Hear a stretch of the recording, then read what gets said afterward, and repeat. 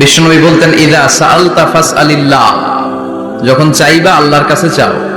কার কাছে? না খাজা বাবা, ল্যাংটা বাবা, বড় হুজুর, মেজ হুজুর, ছোট হুজুর? কার কাছে? সহজ না হিসাবটা? ইদা সাআলতা ফাসআলিল্লাহ, যখন চাইবে তো আল্লাহর কাছে চাও। ওয়া ইদা ইসতাআনতা ফাসতাইন বিল্লাহ, সাহায্যের দরকার কার কাছে সাহায্য চাবা? কেউ যেটা পারে না পারে কে? কেউ যেটা বোঝে না বুঝে কে?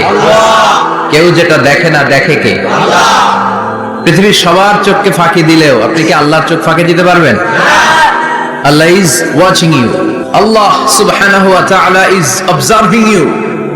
আল্লাহ আপনারা দেখছেন।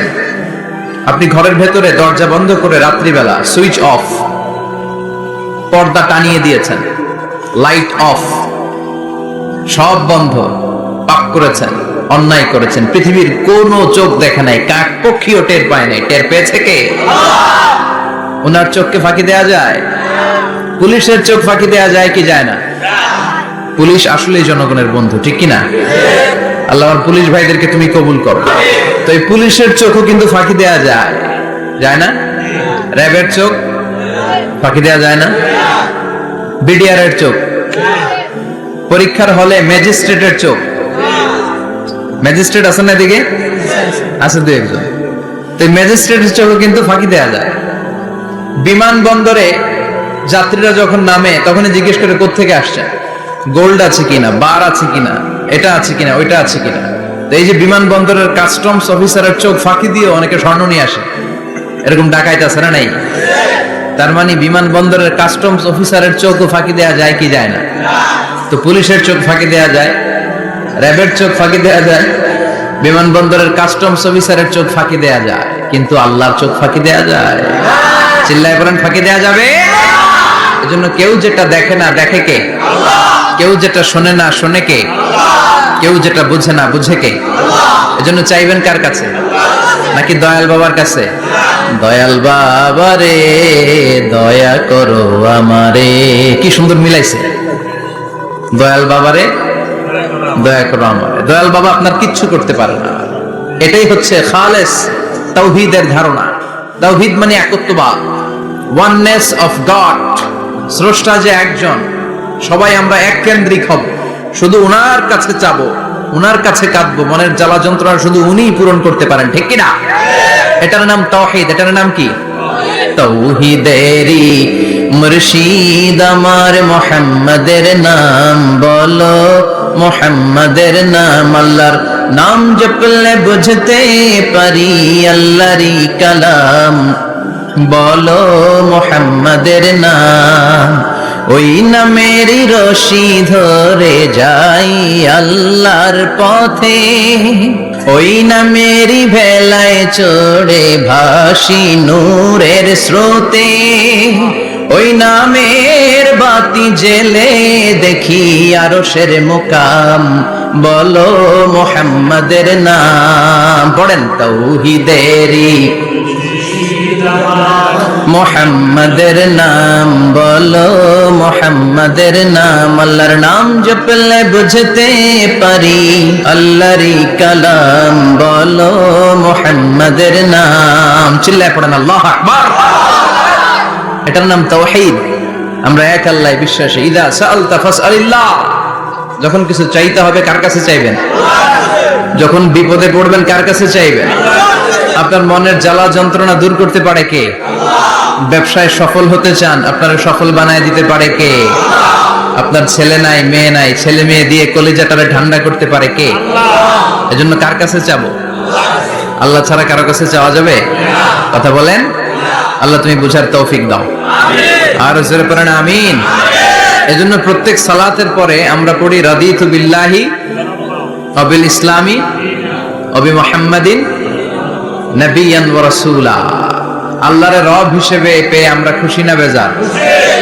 বিশ্ব নবীকে নবী হিসেবে পেয়ে খুশি না বেজার? ইসলামকে ধর্ম হিসেবে পেয়ে খুশি না বেজার? কোরআনকে সংবিধান হিসেবে পেয়ে খুশি না বেজার? আজকের মাহফিলে আসতে পেরে খুশি না বেজার? কম না বেশি? আমরা সবাই খুশি পরিমাণে বেশি আওয়াজ করে পড়েন আল্লাহু আকবার। তাহলে রাদিতু বিল্লাহি রাব্বা, রাদিতু বিল্লাহি, প্রত্যেক সালাতের পরে এই দোয়াটা পড়েন তো, এই দোয়াটা পড়বেন, রাদিতু বিল্লাহি রাব্বা। আমরা আল্লাহকে রব হিসেবে পেয়ে খুশি, কারণ তিনি এমন রব, তিনি আমাদের মনের সব আকুতি জ্বালা যন্ত্রণাকে সমাধান করে দিতে পারেন। চিল্লায় বলেন ঠিক কিনা? তিনি এমন রব, আমরা গোপনে কিছু করলেও তিনি দেখেন, প্রকাশ্যে কিছু করলেও তিনি দেখেন। সূচনাহীন অতীত থেকে তিনি আছেন, শেষহীন ভবিষ্যৎ পর্যন্ত তিনি থাকবেন। চিল্লায় বলেন তিনি কে? এজন্য রাব্বুল আলামিন বলেন, হুয়াল আউয়ালু ওয়াল আখিরু ওয়াজ যাহিরু ওয়াল বাতিন ওয়া হুয়া বিকুল্লি শাইইন আলীম। আল্লাহ বললেন আমি প্রথম, আমি শেষ, আমি প্রকাশ্য, আমি গোপন। ঠিক কিনা? প্রথমে কে? আওয়াজ করে বলতে হবে, প্রথমে কে? প্রথমে আল্লাহ আল্লাহ, শেষেও আল্লাহ আল্লাহ, আকাশে আল্লাহ আল্লাহ, জমিনে আল্লাহ আল্লাহ।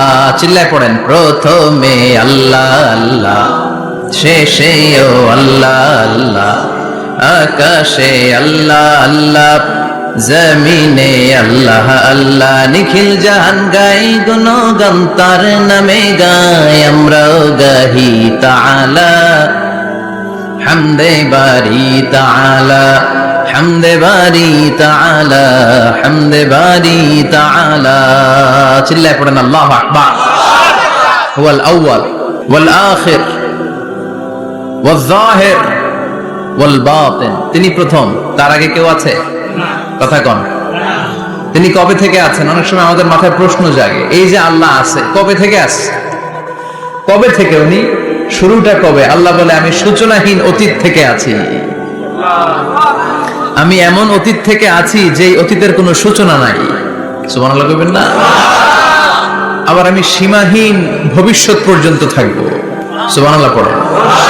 এমন ভবিষ্যৎ যেটা সীমা নাই, এমন অতীত যেটা শুরু হয় নাই, তিনি হচ্ছেন আল্লাহ। চিল্লায় বলেন তিনি কে?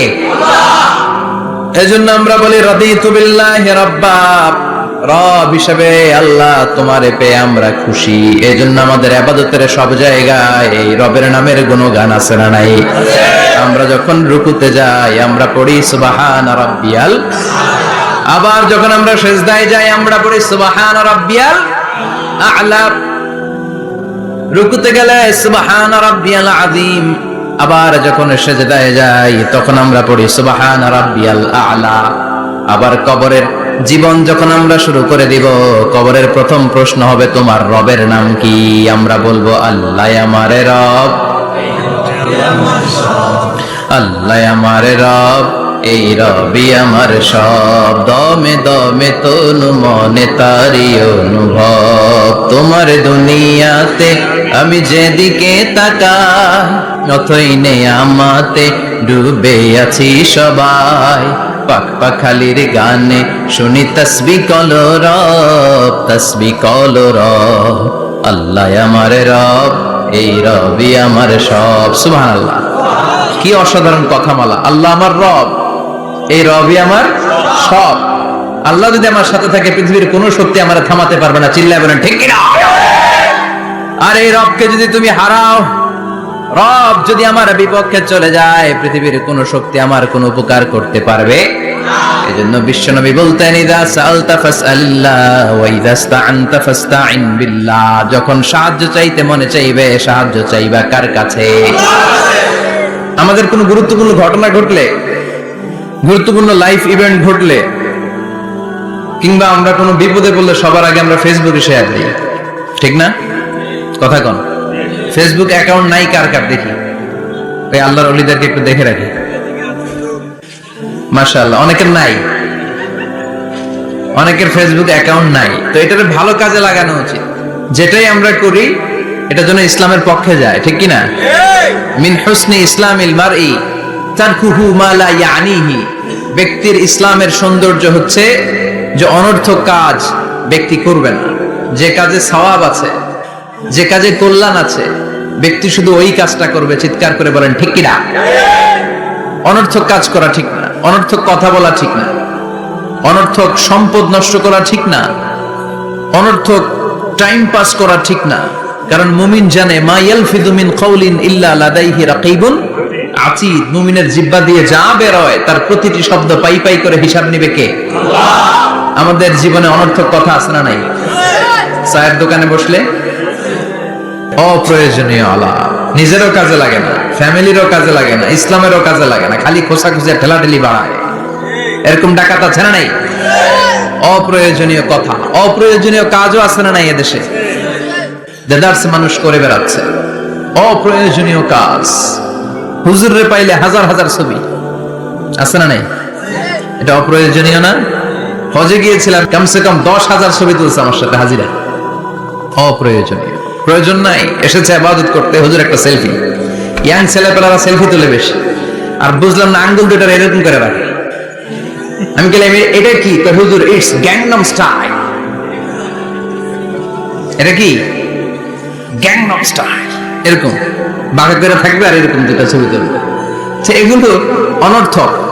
মুমিন ওই কাজ করবে যে কাজটা constructive, fruitful for him, for his family and for the society. যেটা তার নিজের কাজে আসবে, যেটা তার ফ্যামিলির কাজে আসবে, যেটা সমাজের কাজে আসবে। এই কাজগুলো করার দরকার আছে না নাই? আমার দেশের যুবক ছেলেগুলো অপ্রয়োজনীয়, কোনো কারণ নাই এই সমস্ত কাজে ঝগড়া বিবাদে আলাপে লিপ্ত থাকার কারণে তাদের যে ইনোভেটিভ পাওয়ার আল্লাহ তাআলা দিয়েছেন, এটাকে তারা কাজে লাগাতে পারে না। আমাদের দেশের যুবকদের কিন্তু অনেক মেরিট। তারা যখন পৃথিবীর বিভিন্ন দেশের ইউনিভার্সিটিগুলোতে পড়ে, তারা র্যাঙ্কিং এ 1 নম্বরে আসে একেবারে। আমি যে ইউনিভার্সিটিতে পড়ি, ইন্টারন্যাশনাল ইসলামিক ইউনিভার্সিটি মালয়েশিয়া, ওখানে বাংলাদেশিদের ফলাফল রেজাল্ট সবচেয়ে ভালো। হার্ভার্ডে যান, ক্যামব্রিজে যান, অক্সফোর্ডে যান, যেখানেই যাবেন বাংলাদেশিদের ফলাফল অনেক ভালো। তো তারা সেখানে অপ্রয়োজনীয় কাজে তাদের সময়কে নষ্ট করে না। এজন্য যুবক ভাইয়েরা, তোমাদের আছে প্রাণ ঢালা উচ্ছ্বাস, অনেক শক্তি তোমাদের গায়ে। এখন তোমাদের রক্ত গরম, তোমাদের এই গরম রক্ত ইসলামের কল্যাণে কাজে লাগাইতে হবে। শুধু সেলফি তুইলা সময় নষ্ট করা যাবে না। চিল্লায় বলো ঠিক কিনা? কিছুদিন আগে আমি দেখলাম মানবতার দেয়াল। কিসের দেয়াল? কিছু ছেলে পেলে নিউ আইডিয়া বের করেছে যে এটার নাম মানবতার দেয়াল। খুব সম্ভবত মসজিদের এক ওয়ালের মধ্যে তারা লিখেছে মানবতার দেয়াল, আর কিছু হ্যাঙ্গার টানিয়ে রেখেছে, আর বলেছে যেটা অপ্রয়োজনীয় রেখে যান, আর যেটা আপনার লাগবে নিয়ে যান। এই যে শীত, প্রচন্ড শীতে অনেকের জ্যাকেট নাই, আমাদের কয়েকটা করে জ্যাকেট, জাম্পার, সোয়েটার, চাদর, মাফলার, অনেকের একটাও নাই। আছে না নাই? তারা দেয়ালের নাম দিয়েছে মানবতার দেয়াল। এখানে আপনার অতিরিক্ত পুরান জ্যাকেট থাকলে রেখে যান। তো অনেকে পুরান জ্যাকেট, মাফলার, চাদর ওখানে ঝুলিয়ে রেখে গিয়েছে। আবার লিখে দিয়েছে যার লাগবে তিনি নিয়ে যান। যার মাফলার নাই, যার জ্যাকেট নাই, চাদর নাই, তারা এসে নিয়ে যাচ্ছে। এটা একটা সুন্দর আইডিয়া না? তো চায়ের দোকানে এই ছেলেপেলেগুলো যদি মারামারি করতো, অপরাজনীতি করতো, গুতাগুতি করতো, কিলাকিলি করতো, তাহলে মাথা থেকে এই আইডিয়াগুলো বেরোতো? কথা বলেন। Human capacity is amazing. কি পরিমাণে আল্লাহ তাআলা যে আমাদেরকে ক্যাপাসিটি দিয়েছে, আমাদেরকে যে কত প্রিভিলেজ আল্লাহ তাআলা আমাদেরকে দিয়েছে আমরা জানিই না। আমরা আমাদের দেহে কত শক্তি, সম্ভাবনা নিয়ে যে ঘুরে বেড়াই, আমরা অনুধাবন করি না। এজন্য সময়গুলোর কাজে লাগাও। কিন্তু আফসোসের সাথে লক্ষ্য করা যাচ্ছে যুবকদের চরিত্রকে ধ্বংস করে দেওয়ার জন্য যে কয়েকটা হাতিয়ার আছে, সবগুলো বাংলাদেশে আছে না নাই? ইয়াবা আছে না নাই? ফেন্সিডিল আছে না নাই? হিরোইন আছে না নাই? মারিজুয়ানা আছে না নাই? এই ফেন্সিডিল, ইয়াবা আগে শুনতাম ইউনিভার্সিটির ছেলেরা খাইতো, এরপরে নাইমা আসলো কলেজে, এরপরে হাই স্কুলে, এখন প্রাইমারি ছেলেদের হাতেও ইয়াবা ঢুকছে। চিল্লা এখন ঠিক কিনা? দেশের যুব সমাজ আজকে কোথায়? পর্নোগ্রাফি, এক একটা মোবাইল এক একটা হিন্দি সিনেমার কারখানা। ইন্ডিয়ান নায়িকাদের কোমর দুলানো ডান্স আছে না নাই? স্মার্টফোন নিয়ে ছেলে স্মার্ট হয়, কিন্তু ঈমান, আখলাক, চরিত্র সব শেষ। অপরাজনীতি, রাজনীতির নামে মন্দ, খারাপ, প্রতিহিংসামূলক ছাত্র রাজনীতি। নেতারা এই যুবক ছেলেদেরকে ইউজ করে, ওর বিরুদ্ধে ও মার, তুই ওরে মার, ওনারা থাকে অন্য জায়গায়। আছে না নাই? এভাবে আমাদের দেশের ছেলেদের চরিত্র, তাদের সম্ভাবনাকে আমরা নষ্ট করে দিচ্ছি। যুবক ভাইয়েরা, in the day of judgement, কিয়ামতের কঠিন ময়দানে আল্লাহ তাআলা 7 শ্রেণীর ব্যক্তিকে তার আরশের নিচে ছায়া দিবেন। এর মধ্যে এক শ্রেণী হচ্ছে তোমরা যারা যুবক, শাবুন নাশাআ ফি ইবাদাতিল্লাহ, ওই যুবক যারা তাদের যৌবনে তাদের সময়টা, তাদের দিন, তাদের রাত তারা আল্লাহর ইবাদতে কাটিয়েছে। সুবহানাল্লাহ পড়েন। 7 শ্রেণীর মধ্যে 2টা শ্রেণী হলো যুবক। একটা হলো যৌবন সময়ে যারা আল্লাহর ইবাদতে রাত কাটায়, সময় কাটায়। আর দ্বিতীয় ওই যুবক, যে যুবককে কোনো নারী অন্যায় কাজের, অন্যায় প্রেম করার পরকীয়ার অফার দেয়, ওই অফারকে ক্যান্সেল করে ওই যুবক বলে ইন্নী আখাফুল্লাহ, আমি এই পরকীয়ার দিকে যেতে পারি না, কারণ আমার অন্তরে ভয় আছে একজনের, তিনি কে? যাদের হৃদয়ে আছে আল্লাহর ভয়, তারা কবু পথ ভুলে যায় না। আল্লাহর প্রেম ছাড়া এই দুনিয়ায় কারো কাছে কোনো কিছু চায় না, ঠিক কি না? রাতের আধারে যারা সেজদাতে রয়, দু চোখের শ্রুতে নদী যেন বয়। আল্লাহু আকবার। তো তাহাজ্জুদ পড়বে কখন? ফজরে তো পড়তে পারে না, আছে না নাই? রাতের আধারে যারা সেজদাতে রয়, দু চোখের শ্রুতে নদী যেন বয়। ছলনার হাতছানি যতই ডাকুক, পেছনে ফিরেও সে তাকায় না। যাদের হৃদয়ে আছে আল্লাহর ভয়, তারা কবু পথ ভুলে যায় না। আল্লাহর প্রেম ছাড়াই দুনিয়ায় কারো কাছে কোনো কিছু চায় না। চিল্লায় বলেন ঠিক কিনা? তার মানে প্রথম হচ্ছে এক যুবক, যেই যুবক তার যৌবন কালের সময়টা আল্লাহর ইবাদতে কাটায়। দ্বিতীয় হলো এমন যুবক পরকীয়ার অফার পেয়ে সে বলে আমি ভয় পাই একজনকে, তিনি কে? এজন্য যুবক, তোমার অন্তর আল্লাহর ভয় থাকতে হবে। তোমার সময়টা এমনি কাটানো যাবে না, ইবাদতে কাটাতে হবে, ঠিক কিনা? এজন্য আমরা নামাজের পরে বলি রাদিতু বিল্লাহি রাব্বা, আল্লাহকে রব হিসেবে পেয়ে আমরা খুশি। তারপরে বলি অবিল ইসলামি দীনা, ইসলামকেও দিন হিসেবে পেয়ে আমরা খুশি না বেজার? কথা কন, খুশি না? আপনি খুশি হইলে আপনার লাভ, খুশি না হইলে আপনার লস। ইসলামের বিজয়কে সমুন্নত করবে কে? ইসলামের পতাকা পথ পথ করে হোয়াইট হাউসের উপরেও একদিন ঝুলবে। চিল্লায় বলেন ঠিক কিনা? আল্লাহ বলেন খবরদার, ফু দিয়ে ইসলামের বাতি তোরা নিভাতে পারবি না। ইউরিদুনা লিয়ুতফিউ নূরাল্লাহি বিআফওয়াহিহিম ওয়াল্লাহু মুতিম্মু নূরিহি ওয়ালাউ কারিহাল কাফিরুন। ইসলাম বিরোধীরা চায় মুখের ফুৎকারে ইসলামের বাতিকে নিভিয়ে দিতে। আল্লাহ বলে খবরদার, ষড়যন্ত্র করে লাভ নাই, ইসলামের বিজয় আমি নিশ্চিত করে দেব। স্যামুয়েল হ্যান্টিংটন একটা বই লিখেছে, দ্য ক্লাশেস অফ সিভিলাইজেশন। ওই বইতে তিনি বলেছেন এই যে সভ্যতার সংঘাত, এত সভ্যতা, চায়না সভ্যতা, আর্য সভ্যতা, বৈদিক সভ্যতা, সিন্ধু সভ্যতা, মহেঞ্জোদারো সভ্যতা, ইরাকীয় সভ্যতা, মিশরীয় সভ্যতা, একটার পর একটা সভ্যতা পৃথিবীতে এসেছে, একটার পর একটা সুপার পাওয়ার। এখন সুপার পাওয়ার হচ্ছে ইউনাইটেড স্টেটস অফ আমেরিকা, ধারণা করা হচ্ছে এরপরে চায়না হবে সুপার পাওয়ার, আবার অনেকে বলছে এরপরে ইন্ডিয়া হবে সুপার পাওয়ার। এভাবে একটার পর একটা সুপার পাওয়ার যাওয়ার পরে সর্বশেষ যে সুপার পাওয়ারটা পৃথিবীর বুকে মাথা উঁচু করে দাঁড়িয়ে থাকবে সেটার নাম হচ্ছে ইসলাম। সেটার নাম কি? তার নমুনা গোটা বিশ্বব্যাপী আছে না নাই? ইসলামকে যত দমাইতে চায় এটা আরো উপরের দিকে ওঠে। সুবহানাল্লাহ কইবেন না? ইসলামের বৈশিষ্ট্য হচ্ছে চারা বীজের মতো। চারা বীজ তো আপনারা চিনবেন, নিমসারের মানুষ। বীজ, ইসলাম হচ্ছে বীজের মতো। ইসলামের শত্রুরা ইসলামকে মাটিতে গেড়ে দিতে চায়, কিন্তু ইসলাম হচ্ছে বীজের মতো, চারা বীজ। চারা বীজ মাটিতে গেড়ে দিলে কি হয়? কথা কন, আরো গজিয়ে ওঠে, মাটি ফেড়ে উপরের দিকে উঠে চিৎকার করে বলেন ঠিক কি না? ইসলাম হচ্ছে টিউবের মতো। টিউব, পুকুরে যারা নতুন সাঁতার কাটতে যায় ডুবে যাতে মারা না যায়, টিউব নিয়ে সাগরের মধ্যে নামে। এই টিউবকে যত আপনি পানির নিচে ডুবাতে চাইবেন, টিউব আর উপরের দিকে ভেসে ভেসে উঠে। সুবহানাল্লাহ পড়ে। ইসলামকে তো ওরা চিনে নাই। ইসলাম হচ্ছে চারা বীজের মতো, ইসলাম হচ্ছে টায়ারের টিউবের মতো। এটার যতই নিচের দিকে নামাইতে যায়, এটার বৈশিষ্ট্য হচ্ছে এটার ধাক্কা মারলে এটার উপরের দিকে ওঠে। সুবহানাল্লাহ কইবেন না? গোটা বিশ্বব্যাপী আজকে ইসলামের গণজোয়ার, হাজার হাজার লোক কালিমা পড়ে মুসলমান হচ্ছে। গত কিছুদিন আগে আফ্রিকাতে এক লোক এক গ্রামের কয়েক হাজার মানুষকে এক ময়দানে দাঁড় করিয়ে একসাথে শাহাদাতের বাণী পাঠ করিয়ে মুসলমান বানায় ফেলছে। এই আফ্রিকার বুকে এতদিন আমেরিকার কাজ ছিল, এটারে বলে Tansir, Christian missionary. Lakh lakh dollar দিয়ে আফ্রিকার দেশগুলোর মধ্যে গরিব গরিব মুসলমানগুলোরে তারা নাসারা বানাতো।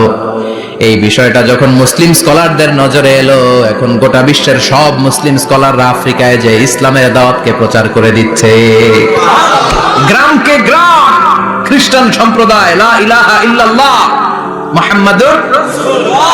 ঝিনুকের ভেতর লুকিয়ে থাকে যেমন মতি, ঝিনুকের ভেতর লুকিয়ে থাকে যেমন মতি, কলমা শাহাদাতে আছে আল্লাহর জ্যোতি, কলমা শাহাদাতে আছে আল্লাহর জ্যোতি। পড়েন সবাই। ঝিনুকের ভেতর লুকিয়ে থাকে যেমন মতি, ঝিনুকের ভেতর লুকিয়ে থাকে যেমন মতি, কলমা শাহাদাতে আছে আল্লাহর জ্যোতি, কলমা শাহাদাতে আছে আল্লাহর জ্যোতি।